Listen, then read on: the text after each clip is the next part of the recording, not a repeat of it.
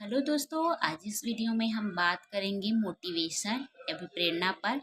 तो मोटिवेशन है, उसकी उत्पत्ति लैटिन भाषा के मोटम या फिर मोयर से हुआ है, जिसका अर्थ होता है टू मूव यानी कि गति करना। जो मोटिवेशन है वो आंतरिक विचार है ना, जो बाहर की ओर गति करता है, कार्य करने के लिए प्रेरित, या हमें जो मोटिवेशन है वो किसी कार्य को करने के लिए प्रेरित करता है या हमें लालसा देता है, लालच देता है। यह हमारे लक्ष्य प्राप्ति के लिए वर्क करता है दोस्तों। जैसे कि अगर मुझे आईएएस बनना है तो आईएएस बनने के लिए वो मुझे अंदर से क्या करेगा, प्रेरित करेगा, हमारा जो प्रेरणा है वो। या फिर बाह्य रूप से अगर मैं किसी को आईएएस बनते हुए देखूंगी तो मैं उससे प्रेरित होकर क्या करूंगी, अपने लक्ष्य को प्राप्त करने की कोशिश करूंगी। तो ये है हमारा लक्ष्य प्राप्ति के लिए। और कार्य को जारी रखने के लिए, जैसे कि मुझे कुछ बनना है तो उस वहां तक जाने के लिए मुझे अपनी जो पढ़ाई है उसको क्या रखना पड़ेगा, कंटिन्यू रखना पड़ेगा, जारी रखना पड़ेगा। ये तो था हमारा मोटिवेशन। अब देखते हैं कि मोटिवेशन जो है उसको विभिन्न वैज्ञानिकों ने क्या क्या कहा है और अपना कथन क्या दिया है।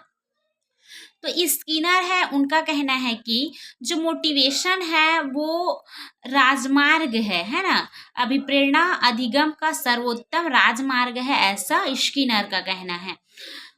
क्रेच एंड क्रेच का कहना है कि जो अभिप्रेरणा है वो हमें क्यों का उत्तर देता है। जैसे कि मैं टीचर क्यों बनूं, है ना। तो जो मैं टीचर क्यों बनूं, तो क्यों मुझे टीचर बनना है, इसके लिए आंसर मुझे कौन देगा, मेरी अभिप्रेरणा देगी। गुड का कहना है कि कार्य को प्रारंभ और जारी रखना, नियंत्रण रखना, यही क्या है, हमारी अभिप्रेरणा है। अभिप्रेरणा कार्य को प्रारंभ, जारी रखना और नियंत्रण रखना है। मैकडोनाल्ड का कहना है कि व्यक्ति के अंदर ऊर्जा परिवर्तन, जो अभिप्रेरणा है वो व्यक्ति के अंदर ऊर्जा परिवर्तन करता है। और वुडवर्थ का कहना है कि अभिप्रेरणा वो है जो हमें उद्देश्य की प्राप्ति कराता है। तो ये तो थे मनोवैज्ञानिकों के मत। अब देखते हैं अभिप्रेरणा की विशेषता क्या है।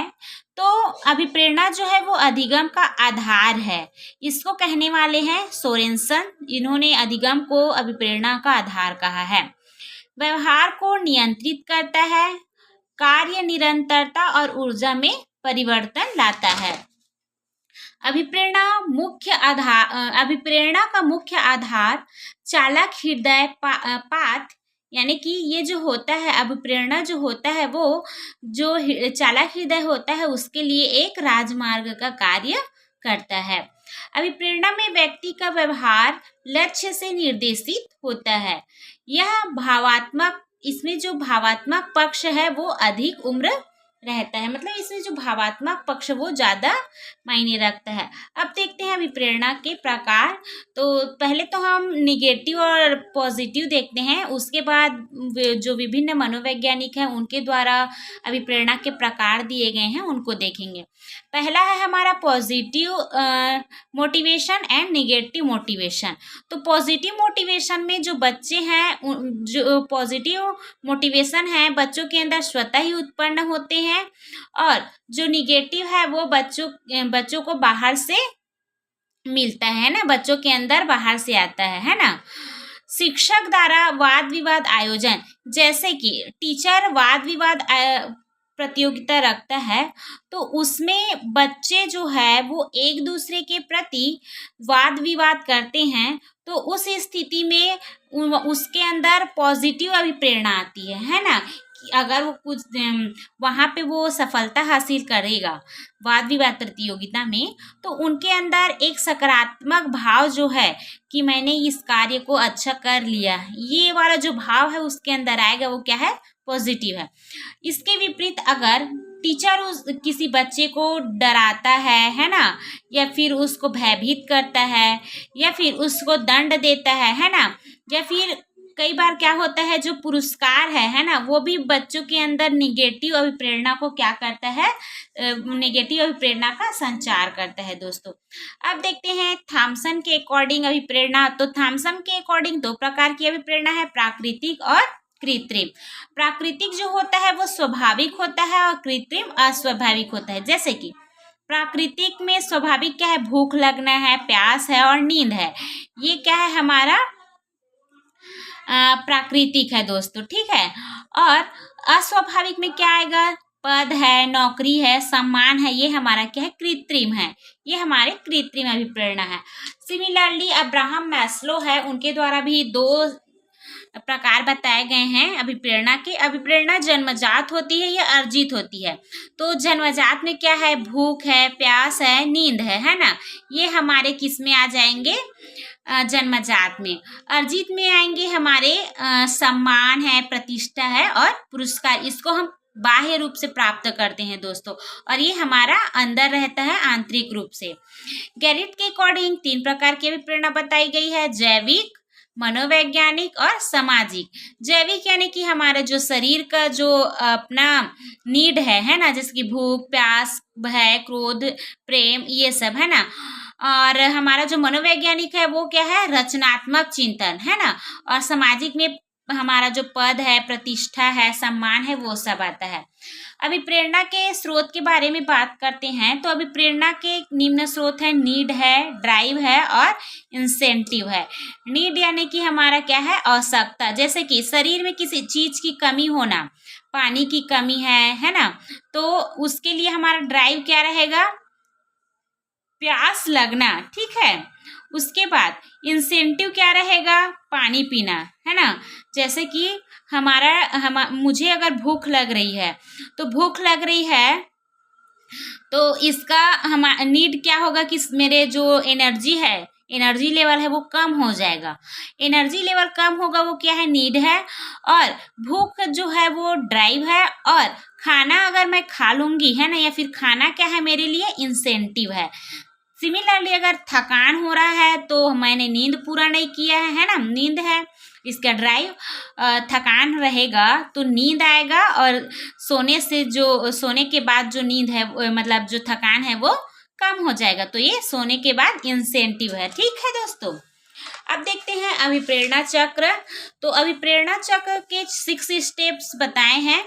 पहला हमारा नीड होता है, देन हमारा ड्राइव, फिर हम अराउजल होता है ना, फिर हमारा लक्ष्य निर्देशित व्यवहार, जिसको गोल डायरेक्टेड बिहेवियर भी कहते हैं, फिर हमें उपलब्धि मिलती है, अचीवमेंट मिलता है, फिर क्या हो जाता है, उद्वेलन की कमी, रिडक्शन ऑफ अराउजल, फिर हमें नीड मिलता है। जैसे कि, है ना, मान लीजिए मुझे कुछ प्राप्त करना है, या तो मेरी आवश्यकता क्या होगी कि मुझे किसी चीज़ को प्राप्त करना है। मान लीजिए मुझे 80% लाना है, ठीक है, 90% लाना है। तो उसके लिए ड्राइव क्या करूँगी, मैं बहुत ज़्यादा मेहनत करूँगी, है ना, या फिर उसके लिए जितना हो सकेगा वो सब मैं करूँगी। तो एक टाइम ऐसा आएगा कि मेरा जो लक्ष्य है ना, वो मुझे प्राप्त हो जाएगा। इन सब के बाद लक्ष्य प्राप्त होगा तो फिर से मैं किसी और नए चीज की तैयारी करूंगी, तो फिर से उद्वेलन में कमी होगी, फिर से आवश्यकता आएगी। तो ऐसा होता है ना दोस्तों। तो इसके 6 स्टेप्स हैं, देखते हैं। जैसे कि नीड क्या है, शक्ति में कमी है। ड्राइव हमारा भूख है। इंसेंटिव हमारा भोजन है। गोल सिलेक्शन, हम कोई कार्य करेंगे। अचीवमेंट करेंगे, भोजन कितना है ना, अचीवमेंट यानी कि हमने भोजन कितना प्राप्त किया, ये सब। उसके बाद रिडक्शन ऑफ अराउजल, फिर से हमारा जो ड्राइव है ना, ये उसमें क्या हो जाएगी, कमी हो जाएगी। तो ये जो चक्र है वो कंटिन्यूसली चलता रहता है दोस्तों। अब देखते हैं अभिप्रेरणा से संबंधित कुछ सिद्धांत है दिए गए हैं। तो मूल प्रवृत्ति का सिद्धांत जो मैकडूगल ने दिया, नीड थ्योरी अब्राहम मैस्लो ने। नीड थ्योरी पर मेरा जो वीडियो है वो बना हुआ है दोस्तों, आप जाके देख सकते हैं।